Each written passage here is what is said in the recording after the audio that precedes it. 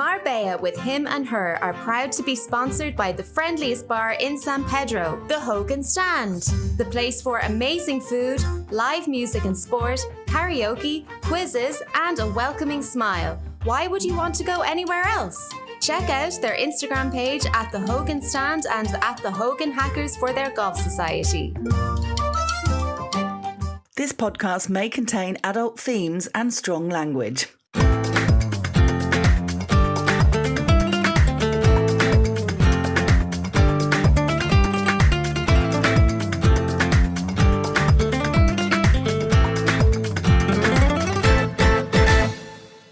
Hello and welcome to episode 97 of Marbella with Him and Her, brought to you by the Hogan Stand. He is PJ Lopez and she is Hannah Murray.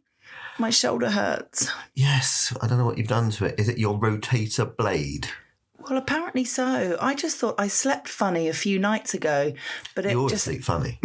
but it just hasn't got better. When I have an ibuprofen, it's fine after a while, but when that wears off, it's really painful. You've obviously damaged it somehow with your massive amount of exercise. Exercise is supposed to be good for you. I don't get it. Yeah, well, you've obviously done something to it, and you need to rest it to get it better. I can't. I've got lots of exercise classes booked for this week. Then you'll always have a dodgy shoulder.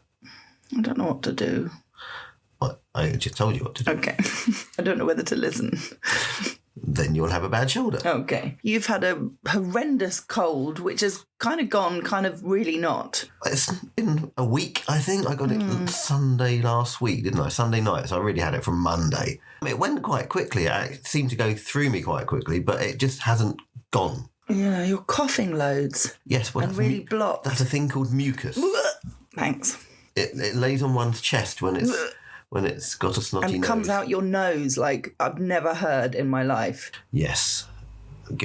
Painting a nice picture for people here. No, it's really gross. I'm really sorry if you're eating. Let's move on. I've done a couple of free exercise classes this week, which have clearly injured me. Aum Yoga, A-U-M. I think I do that every time you mention it. I know. They're with us on the San Pedro guide, and we mentioned it last week and advertised that they're offering free yoga classes, kundalini yoga, every Tuesday evening throughout January. Wasn't she the vice president of the United States or something? No. What, Mrs. Kundalini? Yes. No. She got the Nobel Peace Prize? No, definitely not. Okay. So I don't think I've ever done Kundalini yoga. It sounds really rude the more I say it. I've looked it up and it's to do with kind of the spine and energy. Maybe that did my shoulder in. It could have done. Or the focus on the spine. I really enjoyed it. Have you been doing any planking in any of the exercises? Yeah, loads. That's probably what's done it. Well, I'm happy to never plank again, to be honest. I do struggle with it. Anyway, I really enjoyed the yoga. I'm not a massive yoga fan, and most yoga classes are quite similar with all the downward dog and all the different positions. But this was very different. We didn't do any of that. as well. No, that's not That's yoga. the Kama Sutra. That's the hash. We'll come to that. So, yeah, I really enjoyed it. There was some breath work. There was a little bit of umming and chanting and things. Who the fuck are you? Who the fuck are you? No. Oh, not that type of chanting. No. Oh. I was really proud of myself for holding this position for 3 minutes. So we had to sit down on the floor with our hands on the floor and our legs pointed out straight in front of us at sort of a 60-degree angle. And she said, we're going to hold this for 3 minutes. And straight away I thought, well, I'm not, because that's going to be really difficult. But she talked us through it. She said, just breathe through it. You can do this. We're halfway there. And I thought, you know what? I'm determined to do this. And not long ago, I would have given up really quickly, put my legs down for a couple of beats and then put them back up again, put them down again. But I stayed doing it. She said, don't worry if your body's shaking, just breathe through it. My abs were shaking, my legs were shaking, my wrists were starting to hurt, but I absolutely did it. And I was really pleased with myself. Well done. Yeah. Maybe that did your shoulder. Oh, God. Imagine. I also went to a free class at Icon's Gym, which is a new, very posh gym in a Landa Hotel in Marbella on the Golden Mile. And India, who's my Pilates teacher, was doing some free classes on Friday, glutes and abs. Hello, India. I really didn't mean what I said last time. You know that. What did you say last time? About her being ugly. Yeah, and you told clearly her. not. Well, I wanted her to understand that you didn't mean it. No, of course I didn't mean She's it. obviously gorgeous, isn't she? Yes. Yes. She's very easy on one's eye. She is very easy on the eye, yes. And her glutes and abs class, I was really nervous that it was going to be full of really fit 20, 30-somethings. It was, wasn't it? It kind of was, yeah. All wearing like bra tops and, the matching bra tops with the leggings and everything. So I felt immediately slightly out of place. I felt that I looked out of place. I felt that I sort of looked and was older and probably a bit wider than everybody else in there. But I have to say, I kept up with the best of them. Well done. That shows how fit you really are. I couldn't believe it. So it was one of those, what's the classes when you're going around doing different things? You're doing a weight Circuit training. Circuit training. It was basically like that. And maybe that's what hurt your shoulder. maybe that's what hurt my shoulder. So it was all circuit training, but it was hardcore. And for the first time in my life, there was a live DJ in the gym who was spinning the tunes whilst we were working out. See, now that sort of thing I would find easier to do exercises with. If you're having a bit of a clubbing session while you're doing some exercise, that would be amazing. It was really cool. The atmosphere was brilliant. I loved it. So yeah, it was hardcore. Don't get me wrong. All of us were struggling and people kept stopping. She was like, "Why are you stopping for? There's 1 minute." She was really shouty. Oh, okay. Unlike Pilates, which is really calm. Have you seen this side of India before? No, I hadn't.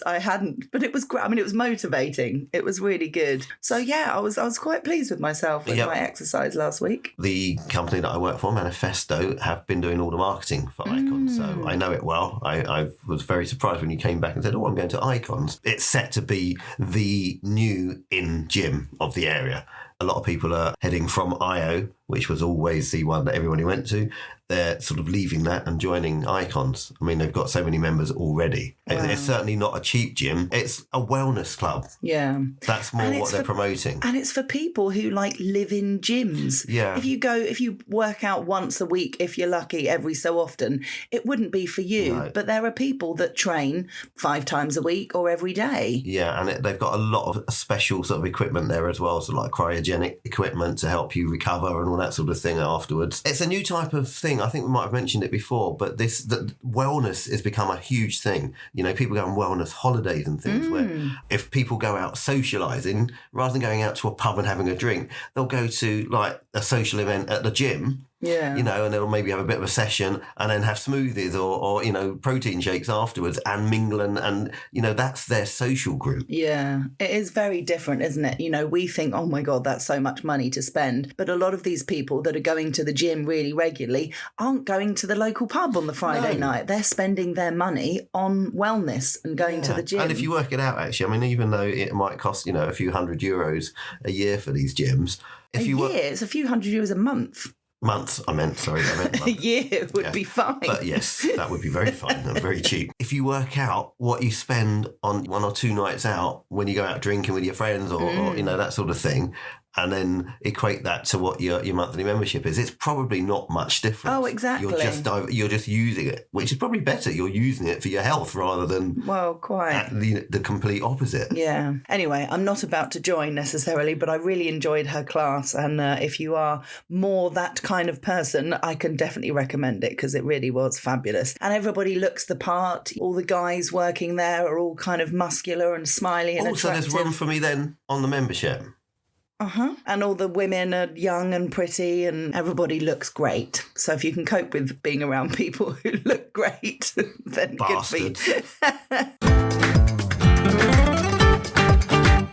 I was really pleased to see somebody who I interviewed only a few months ago, Regan Bailey Walker, who used to live down here, grew up here, and we saw at loads of shows at the Salon Varietes. I interviewed her recently, and she shared a post this week saying that she's just landed her West End leading lady debut in one of our favourite musicals, The Book of Mormon. And I'm not going to sing anything from it because now you said it, and if people know what that means, that can be very insulting. And if people don't, it's just some silly words. Yes, but it is literally one of our favourite musicals. So fun. Apart from Joseph and the Technicolor Dreamcoat. Yes, that's up there as well. And maybe Jesus Christ Superstar. And maybe Chicago. Yeah, so it's up there. It's up there.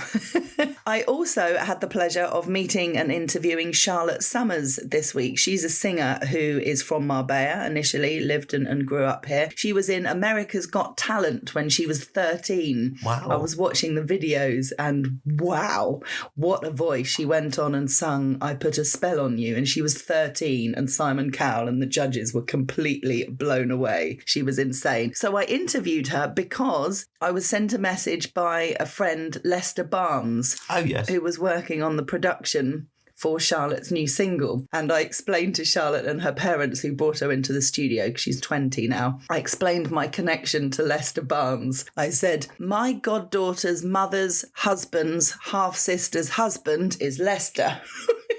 Okay, I think I've lost track after my mother's or brother's or friends. I was laughing at myself because it's my goddaughter's mother's husband's half-sister's husband is Lester. I'm not even sure he knows that. I reckon he might. Anyway, so it was lovely to hear about Charlotte and really nice to meet her. And she's, so super confident. She wasn't initially. So the song that we talked about, Steps, she wrote after being on America's Got Talent, because she said she was in a pretty dark place because at the age of 13, you're not really prepared for the rejection. She was doing really well in it. And then she obviously didn't win the show. She went out in, I think, the quarterfinals, she said. And she was asking herself, what did I do wrong? You know, I worked so hard. I prepared so hard. Yeah. I don't understand why they didn't like me. I think when you've got very young people, because obviously Britain's Got Talent, I think they do have a lot of younger people involved in it, as opposed to the old X Factor where they had to be a certain minimum age, I think. You didn't get kids on that. And I think that can be a huge thing because they're not, like you said, they're not geared up for it, and there's no coaching. You know, just the rejection and that's it is really bad. Well, I think there is now, because there's been a spout of, with the Love Island thing, there's been some suicides for exactly that reason. And they're not as young as the kids going on America's Got Talent, but, 18, 19, 20, 21, whatever kind of age, going on a show and having 15 minutes of fame, and then people messaging you going, oh, you're ugly, you're fat, all this kind of stuff, just not prepared at all. So I think with a lot of, if not all, reality shows, they do have psychologists speaking to people before they go on the show, during the show, and after the show. I think they need do to now offer support. They've got a responsibility. They're thrusting these people, and in a lot of cases like Love Island and stuff, they're creating situations. So they're creating how these people come across. And then how they show that, as we know, depends on camera angles, what part of the conversation that they focus in on, which could be completely different to the whole conversation, but it makes you sound like you could be really horrible, for example, when actually if you hear the whole conversation, it's not that at all. So they're very clever with editing, and that can have a massive impact on people's perception of other people. Definitely. So I really felt for her. She said she's absolutely fine now, but she wrote this song Steps when she was just literally 14. So I wish her all the success. I'll do a little poster with her song and stuff. I wanted to mention Kate, the lovely Kate Hill, who is on Good Morning Spain with me. She started a business 6 months or so ago, but she's absolutely thriving. Allegra Studio. Yeah. It's in Puerto Banús, just off the La Sala roundabout. And it's a space, basically, that you can rent. And she has dance classes there. She has all kinds of, for kids and adults, and for all different fitness classes. She's done really, really well. You can hire it to record podcasts in, all sorts of things. allegrastudio.es is her Insta. But I wanted to mention that she's going to be starting a market. Oh, I saw this post. Yeah, so it starts on Saturday the 31st, when I'm unfortunately away, from 10 till 4. And it's going to be selling a lot of exercise gear, water bottles, bit of jewellery, all that kind of stuff. So if you're into health and wellness, it might be worth having a look. Obviously, it's free to go to the market and have a little browse. So more information will be if you follow her on Instagram, allegrastudio.es. I thought it was really important that we talked about hot water bottles after what happened to Jam this week. Yes, that was terrible. One of our friends, she had a water bottle incident. Yeah, she was using a hot water bottle at night. It was down by her feet, as it would be, because your feet tend to get cold in this weather. Hot feet, hot body. Cold feet, cold body. Cold heart.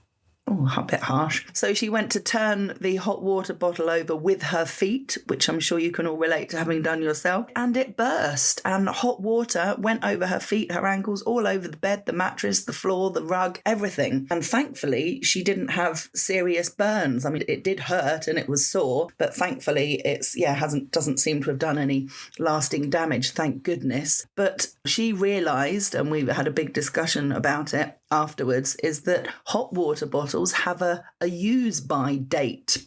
Well, you found out the hard way. You had one burst. I mean, it didn't burn you, luckily, but yes, you had one burst. How am I not recalling this at all? Maybe you've erased it from your memory. That's how we knew that it had an expiry. We watched a documentary. No, we watched a TV program. It definitely happened to you. One of them, it didn't burst, but water started coming out of the top because it wouldn't do up properly. And again, I think we were testing it, having watched this documentary. Okay. Oh, definitely. We saw something about it that made us go, oh my God, we didn't know this. It was like a panorama or something. Really? Yeah, I definitely remember watching something, yeah, for sure, because that's what made us think. Otherwise, it definitely leaked in the bed. Really? Yes. Or you wet yourself, one of the two. How do I not remember this? This is surreal. I know. You're talking about somebody else. I know why. Did you go to bed with someone else with a hot water bottle that broke? You're perimenopausal, that's why. For God's sake. Does that mean I can slap you and get away with it? We keep being around people who are perimenopausal, and I'm glad that other women are going, I'm sorry, I just can't think of the thing. It's because I'm perimenopausal. And I can't remember my husband's name. And I look at PJ and I'm like, it's a thing. So anyway, maybe this happened and I just don't remember. Anyway, please check your hot water bottles. They barely last for more than a few years. So where the bit goes in, what's it called? The screw top? The screw top, the cap, where you would put the water in. Take that out and just have a look around the edge, the top edge of the hot water bottle, and you will see a date. And I bet a lot of people will have them for like 20 years. Oh, yeah, they'll look at the date and think, like, this is 10 years old. And I think that, was it about 2 years at the... Something like that, really not that long at all. So it is not worth keeping. They're not expensive to buy. Do you know what I mean? Would you wear a condom that's out of date? Ew. No. Well, it's the same thing, isn't it? It's really not the same thing. No, why do we have to go down that road? Just anything that's out of date. Dates are there for a reason. It's just a lot of people won't know that hot water bottles have a date. So please check your hot water bottles. And if it's out of date, get rid of it and buy a new one. And to be fair, if you've got some out-of-date condoms, I'd get some new ones as well. Also good advice. Bruno Mars tickets. It's funny how you can go off singers, isn't it? Well, or Ticketmaster. I've gone off Ticketmaster, to be honest. Well, Ticketmaster are like a mafia. It's a joke. So it immediately gave me PTSD from trying to get Oasis tickets last year. It was exactly the same. Bruno Mars is going to be in Madrid in July. So I thought, I'd love to get tickets. So I saw when the tickets were open at like 12 o'clock on Thursday. And I went onto the website and it straight away said, you are 57,000 and something or other in the queue. I was like, here we go. That was better than Oasis. You were 200 and something thousand in the queue, yeah. Well, I just left it going because it was creeping down on my phone whilst I was doing other things. Eventually, I got through to the date and each price... bracket? Thank you. Each price bracket that I clicked on, even the ones that were way too expensive that I wasn't prepared to pay, it said there aren't enough tickets in this price left available, which obviously means they'd sold out, basically. And I went through all of them. So I was like, oh, great, they've sold out. And then it said, oh, there's another date available, which was the following day. Are you interested? So I clicked yes, but then it sends me to the back of the queue again. And I was 24,000 and something in the queue. So I was like, oh, let that go again. And then eventually when I got through, I clicked one of the cheaper tickets and it said, so for 2 people, going to be us 2. And it said, are you prepared to not sit together? If so, proceed to payment. And I was like, well, of course we want to sit together. Who goes to a concert with one other person and isn't bothered about sitting with them? No, that's ridiculous. Stupid. And that was the case for all of the price brackets. So there obviously were tickets available, but every single one, whether it was the VIP or the cheaper ones or restricted views, they all said the same. So I didn't get tickets. Yeah, as we found out afterwards, one of our friends was meant to pay €100 for the tickets and ended up paying €1,000 for the tickets. Sorry, but I wouldn't pay 1,000. No, that's not at all. Insane. Not at all. But as I said, it's this on-demand ticketing system. It's just a joke. Yeah. And what we found out afterwards is that actually it was a fasting selling concert in history. No. Yep, read that. And the tickets sold out faster than any other concert. That's crazy. I've never seen that before. Yeah, I thought so that was the big thing about Oasis. No, this is apparently what I read, that's why the tickets went up so high in cost. I had a lovely breakfast brunch with my dad on Friday at one of our favourite places, Amber Shoe. Bless you. Thank you very much. Really nice. I do treasure my catch ups with Dad. Yes, your catch-ups. Our catch-ups.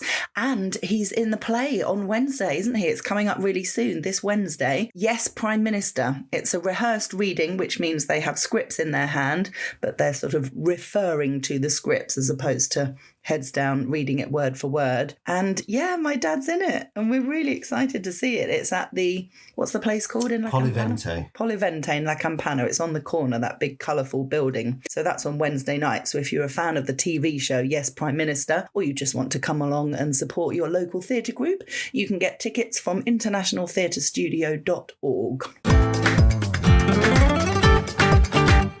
We have been away this weekend in Ronda. We've been hashing. We have been hashing. So the Hash House Harriers are a group that was started in Malaysia in the 1920s by a group of expat men that were living in Malaysia. And the tagline is a drinking club with a running problem, which kind of explains quite a bit.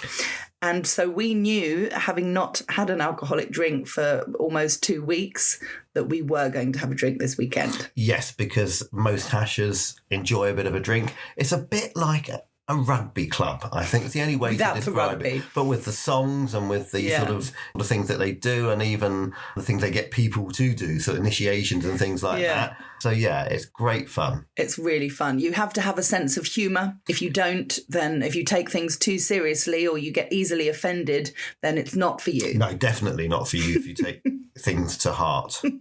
They were celebrating the Hash House Harriers, which is what we're a part of, their 2000th run. So there was a weekend in Ronda, and people flew from all over Europe. There were, and America, actually. Yeah, I think there was like 5, 6, 7 different hash groups from all over the world represented. Yeah, lots of people from Germany, people from the UK, of course, and people from Portugal, different parts of Spain. And yeah, it was really nice. There were people that I hadn't seen for about 15 years. I used to go hashing regularly. The Mihas group meet every Sunday, and I used to go every Sunday for many years, but we haven't been for many years now, and we just like to do the weekends away. If it involves a hotel, we'll be there. Yes, we used to do the camp outs quite regularly. Well, say we used to. We only missed last year, didn't we? We've done it before, because they do a camp out in Tarifa, which is great fun. Yeah, so we're hoping to do that this year. So it was brilliant. We went on a pub crawl on Friday night, which is when we got there, and we were in a different part of Ronda, because we went to Ronda literally a year ago, didn't we, when we went for that beautiful tasting menu? But we were staying in a slightly different part.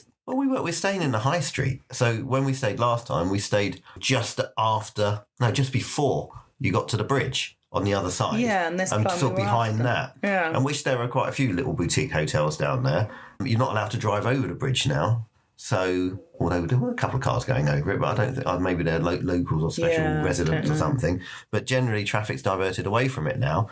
So we had to come in a different way as well. So we came in sort of the back end of the town and came through, but the actual hotel was in the main street. But what we didn't know is just behind that main street, there's like an alley, or not an alleyway, a parallel road that's pedestrianised, and it just has tons of bars and restaurants and things. It was really cool. And we ended up in an Irish pub. Of course. Of course. Heaven. We ended up in heaven. Heaven.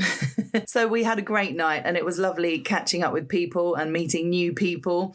On Saturday, we did the run. It's called a run, but a lot of people don't run. Actually, there was a lot of people running. Yeah. You say that, but there was a lot of people running. And we're talking sort of like 70-year-olds running around. I was really impressed. I wouldn't be surprised if there were some 80-somethings that were running, actually. We were like, wow. Yeah, and it was quite hilly. Very hilly. If you know Ronda, it is definitely hilly. So all the time we were going down. Yeah, so we started up at bridge level and ended up in the valley down below. And we knew that we'd have to come back up again. So it was hardcore, but what a beautiful setting. I mean, literally, what makes climbing up hills easier is when you're in a stunning location like that. And the sun came out for us, which was amazing. Yeah, blue skies for most of the day. It was fabulous. fabulous. When we got together in the circle afterwards, which is where people brought in to drink beers and people sing songs, and it's great fun. It's got really cold then, didn't it? It was really chilly. Well, the sun had gone sort of behind clouds, so as soon as the sun had disappeared, it was about 5-6 degrees. Oh.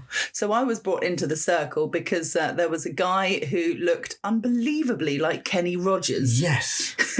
So he was brought in, and then Steve, aka Colonic Irrigation, long story, said, we need a Dolly Parton lookalike now, and looked at me with my chest and brought me in as Dolly Parton. So the two of us stood there together. Yes, I was disappointed you didn't sing Islands in the Stream. Yeah, no, I didn't think of that. You went for 9 to 5. 9 to 5, yeah. Yeah, which is an odd choice. No, well, I am odd. I couldn't think of one. I was under pressure, but it was supposed to be a hash song that I was supposed to sing even there, so that's why everyone laughed. Anyway, we had great fun. We had a lovely meal in the evening that was all booked and organised before, and you and I performed a little skit. Yes, we did our 2 Ronnie's News sketch. Yeah, which we wrote pretty much on the journey to Ronda. I was driving and coming up with different ideas for you, different hash names that you could write a funny story about, or saying, oh, you could do some sports news to do with this. And then you wrote the jokes, and it was really funny. Yeah, and it seems to go down quite well. It did. So many people, including people we didn't know, came up to us and said how good it was, how entertaining we were. So there you go. Yeah, I'm funny. You're funny. So if all else fails, we could Write scripts for the 2. They're not laying around anymore, are they? We can write it for us. The delivery was part of the thing. Yes. And now the news. So we could just write and perform fake news scripts.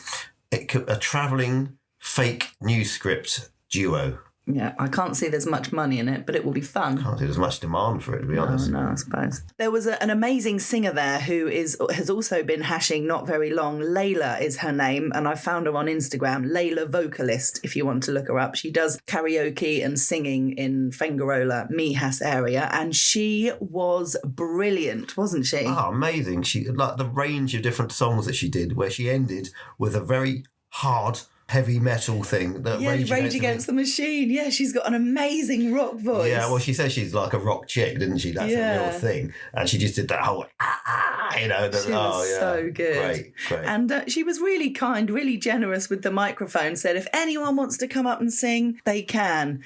And most people were quite good. There were some that was like, oh God, what is she giving them the mic? But most people were very entertaining. Even I got up and did Let's Talk About Sex by Salt and Pepper. Yes, you did talk about Sex by Salt and Pepper. Was it all right? Yeah, that's all right. Thanks, my ever supportive husband. And we were wine snobs, and because it was free wine, but we bought our own. Yes, we tried the other wine, to be fair. Mm-hmm. I mean, Ronda are famous for their wines, but I've got to say I'm not a massive fan of Ronda wine. I've tried them a few times and I don't really take to them. Yeah. Even if they are slightly older and whatever, it's not my bag. No, and you just know what you like, know what you don't like. So we tried both of them, didn't like them, so we bought a bottle of Criantha, which was lovely. But I have to say, I was sort of struggling with it. I feel like my insides were going, what's this foreign thing you're putting inside yourself? We didn't say that the night before when you drank 17 gin and tonics. 3. No, well, my stomach maybe prefers gin to red wine. I don't know. But it was only like a 40-minute drive. Yes, didn't take us long at all, did it? No. Really, really good to know. It's a lot closer than you think. I have something I want to share with you. Okay. I don't know if you saw it on Facebook. So our friend Peter Bennett shared this on Facebook, and it comes from a group called Be Spain Savvy. No. So if you want to follow this Facebook group, Be Spain Savvy. So it's a little bit long, but hopefully really entertaining. If you're new to Spain, one of the first things you notice after the coffee confusion is this. Why are there so many bars, and why do they all mean different things? Welcome to Spain, where let's grab a drink can mean 14 completely different experiences depending on the sign outside. Let's break it down. Restaurante. Serious business. Tables, menus, starters, mains, desserts. You came hungry and you're staying a while. Venta. Usually outside town, roadside, country vibes, portions are huge, napkins are paper, food is honest, and Manolo behind the bar knows everyone. Taberna. Old school, wine, vermouth, simple tapas, probably smells like history and garlic. Locals only. You're doing it right if there's nowhere to sit. Tabanco, Andalusia, especially Jerez, wine from the barrel, standing up. Flamenco might break out without warning. No one is in a hurry, ever. Tasca, no frills, cheap beer, basic food, plastic chairs, zero aesthetics, maximum soul. Bar, the backbone of Spain. Coffee in the morning, beer at noon, wine at night. Life happens here. Gastro bar, a bar that went to culinary school. Smaller plates, prettier presentations, higher prices. Still very social. Cafeteria, coffee, toast, pastries, breakfast headquarters. Also acceptable any hour because Spain. Chiringuito, beach bar, fried fish, cold beer, sandy feet welcome. Time disappears here. Cerveceria, beer-focused, often loud, often packed. You came for one caña and somehow it's midnight. Cantina, community vibes, simple food, usually attached to something. Sports club, association, feria, surprisingly good. Rooftop, views, cocktails, sunsets, photos. Less Manolo, more Instagram, but we'll allow it. Pub, late night, music, Guinness exists. You'll hear 3 languages at once. Now here's the fun fact that explains everything. This is unbelievable. Spain has roughly 1 bar for every 170 to 180 people. Wow. Isn't that amazing? That is incredible. It says bars here are not just places to drink, they're living rooms, offices, therapy sessions, social hubs, daily rituals. They're where Manolo knows your order, your kids, your problems, and exactly when to pour another one without asking. So here's a toast to the Manolos of Spain's bars, the ones who open early, close late, remember everything, and quietly hold the country together. 1 cafe, caña, or vermouth at a time. Brilliant. Isn't Love that it. lovely? Yeah, and that does actually sum up Spain very well. Yeah, I thought that was great, so I wanted to share it with you. Thank you.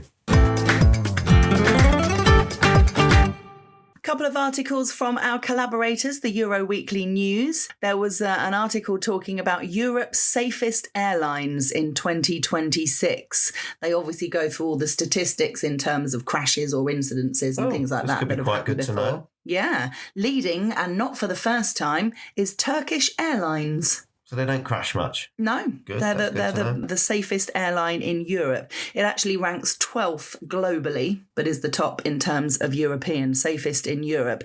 And Turkish Airlines, interestingly, flies to more countries than any other carrier in the world. Wow. I guess it's to do with its position, because it's kind of half Europe, half Asia, isn't it, Turkey? Yes. So It is. maybe because of that hub, but you wouldn't think, you'd still think like somewhere in America or UK would be the centre of the world in terms of flying everywhere. So I'm quite surprised. Well, I think it's for what you just said. It's a good hub because you not only get to most of Europe easily from there, but the other way you can get to most of Middle East and Asia from there. Interesting. And the one that was second was Virgin Atlantic, which is 13th worldwide, but No, second European. Interesting you say Virgin Atlantic. They might be safe, which is great, very important. But I've heard a few people recently not really good things to say about the service and the onboard experience in Virgin. We came back from India in Virgin Atlantic, and it was nowhere near. I mean, we went Emirates on the way there, and that is known for being really good, isn't it? So yeah, Virgin didn't compare at all to Emirates. Yeah, but I mean, it was someone said that they would never ever fly Virgin again. Really? Just because of the experience. Yeah. Wow. There was another piece in the Euro Weekly News that I thought was interesting. The headline said something along the lines of where people are nicest in Spain and where they're not, according to a new national ranking. Do you know, I'm looking at that and I thought it said nudist. No, nudist is no, the nicest. But interestingly, before you get all excited, it's a bit of a kind of nothing thing, because there are two, the way they've done the point system, there's only 2 points between the nicest city and the not nicest. Okay. So it's not a massive difference, but it's interesting all the same. Bilbao was at the top in terms of kindness. Okay. We haven't experienced that yet, but No. we do aim to. We had a look at flights and it was quite cheap to Bilbao, wasn't it? Yeah. So that's good to know. Followed by Zaragoza. Yes, not been there either. Joint third is Valladolid and Malaga. We've been to Malaga. We have. So that was good to see. Others in the top 10 include Palma de Mallorca, Been there. Sevilla, Been there. Murcia, Been there. Madrid, Been there. and Valencia. Been there. Yeah. And then bottom of the table was Cordoba, Been there. Las Palmas, Not sure about that. Barcelona, Been there. and Alicante. Been there. But as I said, there was only 2 points in it, so it's not like that horrendous. Not sure I can really comment too much on the good and the bad and the ugly. The questions that they'd asked people were quite specific. You know, were you made to feel welcome? Were people polite to you? It was all that kind of thing. So it was trying to get an overview of the general kindness and politeness of people. So yeah, interesting. A V16 update. Yes. Okay, from the Euro Weekly News. Okay. I did read an article this week that this isn't going to affect everybody, but there's a few people that are quite angry because they didn't run the relative tests that they should have done with this piece of new equipment that everybody has to have by law. And apparently if you've got a pacemaker, it can interfere with your pacemaker because of the magnetic field on the V16. I mean, that's horrendous. There's only a small number of people, but at the same time, these tests should have all been carried out when they make something mandatory. My goodness. And I just want to bring something up. As you all know, the listeners of our podcast, I am a Crystal Palace supporter. And as a Crystal Palace supporter, we are going through a very hard time at the moment. Yes, you feel a bit hard done by. Yes, we've just sold our captain, Mark Gay. He's gone to Manchester City. Our manager has just told everybody that he's leaving at the end of the season. Apparently, people are coming in for Mateta and want to buy him. And I think there's some other people coming for other players as well. So we are going to be decimated. We haven't won a game in 10 matches now. And is it really that long? And what started off as a brilliant start to the season and winning the FA Cup and the Charity Shield, it's all falling apart. Yeah. We've sold Eze, obviously, which was our talisman. Oh, it's not good. No. Well, I hope things turn around for you. So do I. Yes. If you would like to get in touch with us, if you have any comments or suggestions on the podcast, you can. I am at Radio Hannah on Instagram. I'm PJ Lopez 1 Marbella. There you go. And please do give us a 5-star review wherever you listen to our podcast, particularly Apple Podcasts, if you have the podcast app Or on your Spotify iPhone. is also useful. Yeah, it should be really easy. If you just scroll down, you can just click 5-star review. You can even write a little comment to say how much you love the podcast. We'd really appreciate that. If you don't love the podcast, just don't listen again and don't give us a 5-star review and don't comment. That's fine. But if you do like it, that would be amazing. And if you don't like the podcast, we still love you. Do we? I think that's a bit... I'm trying to be good. Okay. Yeah, we don't have to slag everybody off. Love's a strong word, though, isn't it? People we don't know who don't like our podcast. Well, they can fuck off. I'm not sure I love them. It is goodbye from him. And it's goodbye from her.